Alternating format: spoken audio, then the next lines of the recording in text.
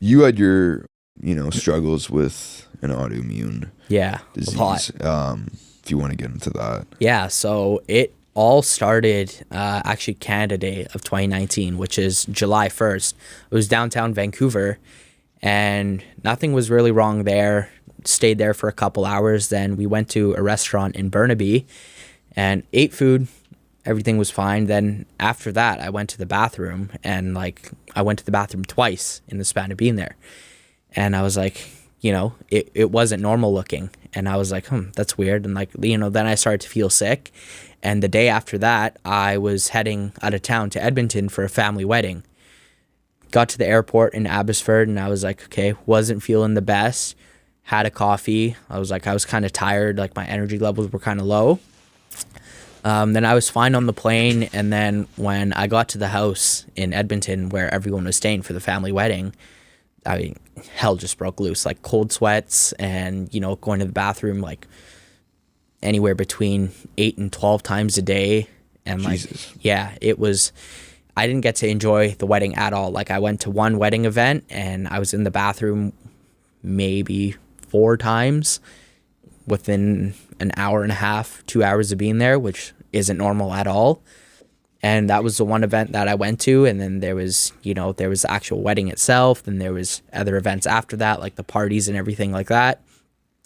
Didn't get to go to any of those. I was literally laying in the guest house that we were in with cold sweats in bed. Like I was feeling hot, but the sheets were soaked. Like I was sweating so much.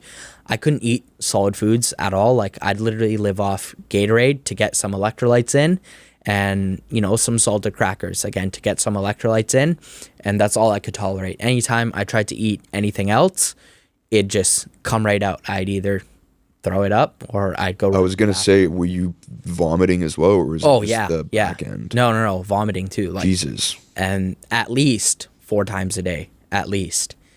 So it's like Gatorade and crackers was all I can tolerate, and I was in Edmonton for about a week and a bit. And prior to leaving, I was about 185-ish pounds.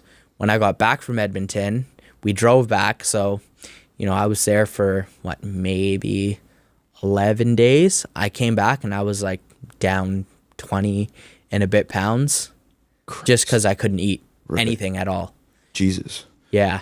And you got diagnosed with colitis. Colitis, yeah. And what is that? So it's an autoimmune condition. It's to do with your gut, and it kind of it just attacks itself. So, and there's kind of inflammation within your digestive tract and your bowels.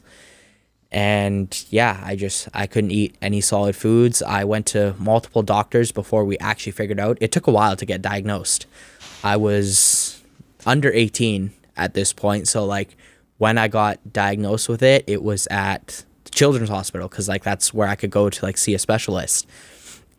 Got diagnosed with it, and they're like, okay, so now that we know what it is, a laundry list of different medications. First, I started off with oral steroids to kind of bring down inflammation. That didn't work. Then they got me on an actual special medication that helps with colitis. That worked for a little bit until it didn't. Basically, all throughout from July is when it initially happened. All throughout the rest of 2019, I was in and out of the hospital, blood transfusions, because I was losing blood as well. It wasn't just going to the bathroom and throwing up. I was losing blood when I was going to the bathroom. Jesus. That's just from the inflammation. And I'm assuming at this point you're losing weight just rapidly. Rapidly, because I literally, there'd be days where I'd have I know about calories now, and honestly probably 600 calories a day, which is how much an 8-year-old eats. So Jeez. I was losing weight really fast, and I was in and out of the hospital throughout 2019. Then obviously I was still in high school at this point too. All of 2020 I was in and out of the hospital, obviously trying to figure out what was going on, and medications worked here and there. There'd be a couple times where I'd get back into the gym, because I'd look in the mirror, honestly, I looked malnourished. I could see my ribs, from being 185 pounds, ripped with the 6-pack when I was 17 before leaving to Edmonton for the family wedding. And then looking at myself in the mirror 2 months later, like all my muscle and strength is just gone. And what's the typical result with colitis? Do people recover from it, or is it a lifetime thing where they're in and out of the hospital? Well, I don't know too much about it. yeah. So I was initially told that, this is something you're going to have for the rest of your life. And, I was in and out of the hospital throughout 2020, and it got so bad. I tried 5 or 6 different medications. They'd work and they wouldn't work. And then they brought surgeons in to talk to me to get, part of my colon removed. And I was like, absolutely not. Like, that'd mean I'd have to have like a bag sticking out of the side of my stomach for the rest of your life. Yeah. And I was like, no, absolutely not. I was like, we got to find something that works. I was like, I'm not doing that. Like, I didn't say that to them, but like, that's what I was thinking in my head. I was like, there's got to be something that we find that, works. And that was the only result they came with. That's all they could figure out. Just removing your colon. Well, because that was the only way. Yeah, part of it, not like the whole thing. And I don't know exactly why. Obviously, like certain parts of my immune system were attacking other parts of it. And, part of my colon was infected is what they said. That's why they wanted to remove it. And then obviously stick like a bag in there. And I was like, for like your, when you go to the bathroom, like essentially it'd be in that bag. And I was like, absolutely not. Like, there's way too much in life that I want to do to, like having a bag in my stomach is just going to like hold me back. Right. I'm pretty sure I can make it work. Like I'm an ambitious person, but it's like, that's going to hold me back in like a lot of ways. And like, that's something that I'd also like almost find embarrassing and like would make me like insecure. So I was like, no, like there's got to be another way. Then finally found a medication that worked. And this was towards the end when you find a medication that works, is it like a miracle that you found something that works? Or honestly, it was. Okay. Like, it was like a drastic change. Okay. So this medication worked for a while. We found this medication end of 2020, and it kept me healthy all throughout 2021. And keep in mind, throughout 2021, I didn't know a lot about my health condition. So, medication was working. Then I got back on my stuff. I started going to the gym again. I started tracking my calories.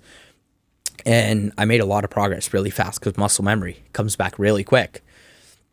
So I made all that progress back, got strong. I was 18 and I was benching 2 plates. Like, I got back to where I was. And like, honestly, even further.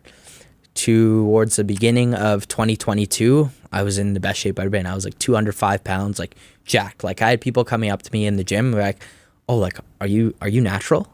I'd be like, yeah, like, yeah. It's, I just put in the work day in, day out.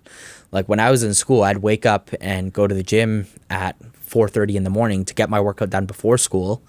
And then I'd go to school and then I'd come back to the gym. And I was big in like the fitness space. And this kind of ties into like other parts of my story and, how I got into the position I am today.